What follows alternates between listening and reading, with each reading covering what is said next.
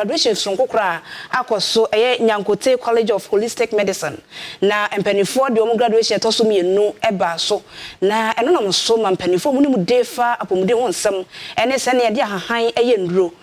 mu bo ebebre na abaso no nipa ba ko ni mu de wa ahahan mu na ye bodin a ye ntumi yi ni din kra emfrim ye doctor Boaben Boahen Foster wono no da Boaben Authentic Herbal Hospital ano ye bona baso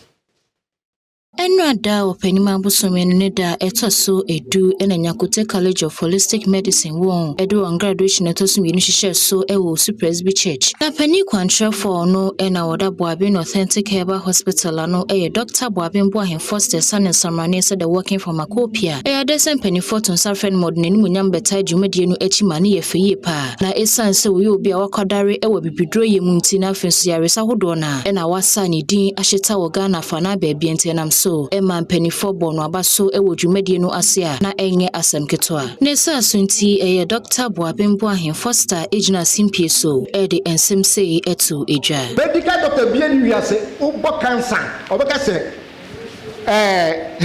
chemotherapy radiotherapy immunotherapy ananu ye kasa ye omote ye no de bakwa aba ofren ka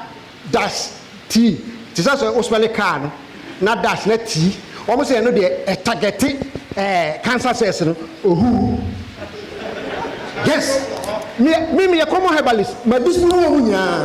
and I want any intellectual so a professor in medicine no out anytime I say keynote address government I'm not interested in reading it. I'm here to encourage you people and get lip service Mesa waha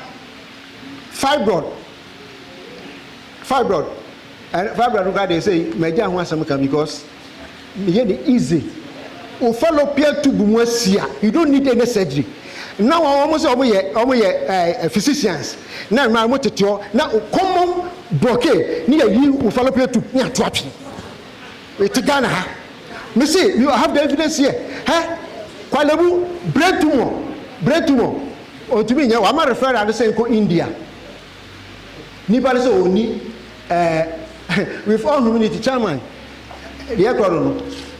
nipa say oni yare fa ko India also only sika only ko India no